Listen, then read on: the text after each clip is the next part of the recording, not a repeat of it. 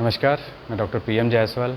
आज हम लोग बात करेंगे कि लकवे के बाद जब हम हॉस्पिटलाइज़ होते हैं और हॉस्पिटलाइजेशन के बाद जब हम घर जाते हैं तो क्या-क्या समस्याएं आती हैं और कैसे उसका हम लोग निदान कर सकते हैं, कैसे हम लोग घर पे उसको मैनेज कर सकते हैं।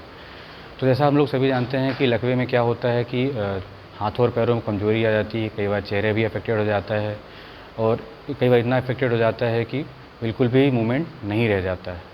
हॉस्पिटल में जब पेशेंट रहता है तो वहाँ पर फिजियोथेरेपी हो रही होती है, उनका दवाइयाँ चल रही होती हैं, तो पेशेंट काफ़ी नॉर्मल रहता है, मतलब उसमें कोई ऐसा कॉम्प्लिकेशन नहीं आता। लेकिन जब घर में पेशेंट आता है तो दवाइयाँ तो चल रही होती हैं, लेकिन उनका प्रॉपर नर्सिंग केयर है, जो फिजियोथेरेपी केयर है, वो नहीं हो पाता है। तो हम लोग ये सीखेंगे आज कि कैसे क्या क्या समस्याएँ आती हैं और कैसे इसको ठीक किया जा सकता है। सबसे पहले हम लोग ये जानेंगे कि घर पे पहली प्रॉब्लम क्या आती है। पहली प्रॉब्लम क्या आती है कि जब पेशेंट घर पे आता है, उसके हाथ पैर नहीं चलते, तो वो अपनी जो डेली एक्टिविटी है वो परफॉर्म नहीं कर पाता। अपने ब्रश, टॉयलेट्स, नहाना धोना, उठना बैठना नहीं कर पाता, क्योंकि उसके हाथों और पैरों में काफ़ी कमज़ोरी होती है। वो उठ नहीं पाता, बेड से उठ नहीं पाता।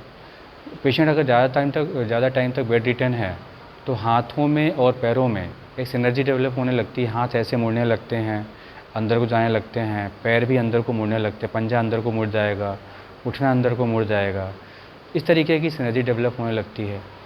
अगर पेशेंट थोड़ा और टाइम के लिए बेड रिटर्न है, अगर 15 दिन 1 महीना के लिए बेड रिटर्न है, तो बेड सोर होने लगते हैं। बॉडी में पीछे जहाँ पे प्रेशर पॉइंट्स होते हैं वहाँ पे चमड़ी निकल जाएगी, रेडनेस आ जाएगी, वहाँ पे घाव बनने लगेगा, इस तरीके की समस्या आएगी।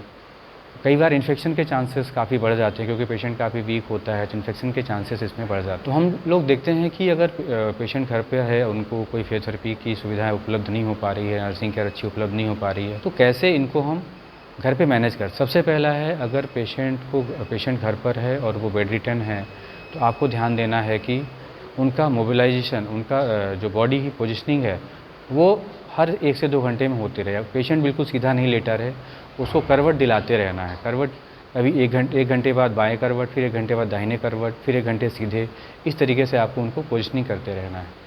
साथ ही ध्यान देना है कि जितने भी जो भी अंग अफेक्टेड है, चाहे बायां अंग अफेक्टेड हो, चाहे दाहिना अंग अफेक्टेड हो, और जो अंग अफेक्टेड है उसके जितने भी जॉइंट्स हैं, उन जॉइंट्स का मूवमेंट करते रहना है। चाहे वो कंधा हो, कोहनी हो, कलाई उंगलियां हो, कूल्हा हो, घुटना हो या फिर एड़ी हो, इनका मूवमेंट प्रॉपर 10 से 15 बार दिन में 2 से 3 बार ज़रूर करें। फिर इसके बाद आती है स्ट्रेचिंग।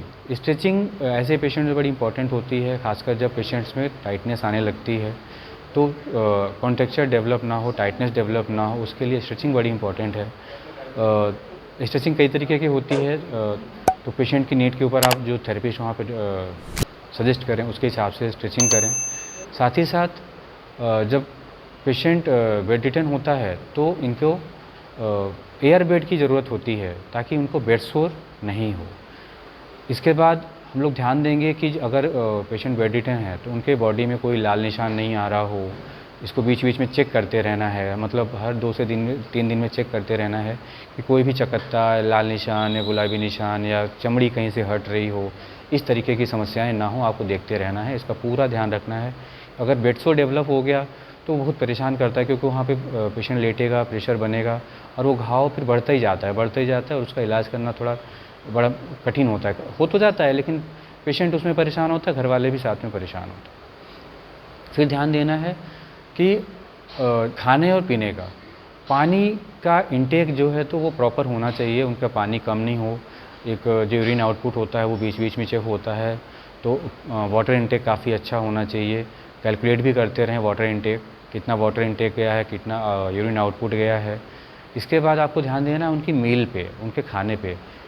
न्यूट्रिशियस डाइट दें, जिसमें 2 से 3 बार जो भी उनको डाइट दें, और उनके जो हॉस्पिटल से जो रिकमेंडेड है या फिर किसी न्यूट्रिशनिस्ट से पूछ के आप उनको हेल्दी डाइट दें 2 से 3 बार। इसके बाद आपको ध्यान देना है उनकी डेली क्लीनिंग के ऊपर। उनकी स्पंजिंग होनी है या फिर अगर नहा रहे हैं तो ध्यान देना है गर्म पानी का इस्तेमाल ना करें, हॉट वाटर का इस्तेमाल ना करें। थोड़ा सा गुनगुना हो सकता है, लेकिन हॉट वाटर नहीं होना चाहिए, खौलता पानी नहीं होना चाहिए। उससे क्या है, चमड़ी कमज़ोर रहती है, जलने के चांसेस रहते हैं, तो बिल्कुल भी हॉट वाटर का इस्तेमाल ना करें। माइल्ड सोप या शैम्पू टाइप की कोई भी चीज़ यूज़ कर सकते हैं ताकि बॉडी क्लीन रहे। और मॉइस्चराइज़र लगाते रहना है बीच बीच में, ताकि बॉडी रफ़ नहीं हो। तो ये जो मैंने पॉइंट्स बताए हैं, आपको इनको ध्यान रखना है ऐसे पेशेंट में जो कि पैरालिसिस के बाद घर पे वापस आए हैं और वो घर पे रह रहे हैं। इनकी कंप्लीट रिकवरी के लिए हमारे सेंटर पे भी आप विज़िट कर सकते हैं, comfort neuro ortho rehab centre Bhopal में। हमारे यहाँ प्रॉपर आपको पेशेंट्स को रखने की भी सुविधा है। अगर पेशेंट दूर दराज से आ रहे हैं हमारे पास, तो हम उनको एडमिट करते हैं यहाँ पर। एडमिट करने के साथ साथ उनकी प्रॉपर नर्सिंग केयर होती है, रिहैब पूरा होता है यहाँ पर। जितनी भी समस्याएं मैंने भी आपको गिनाई, उन सारी समस्याओं का समाधान हमारे यहाँ पे किया जाता है। और साथ ही साथ पूरी कोशिश की जाती है कि एडवांस टेक्निक और मशीनों के माध्यम से कि जल्द से जल्द पेशेंट अपने से खड़े हो पाएँ, चल पाएँ और अपनी डेली एक्टिविटी को कर पाएँ। धन्यवाद।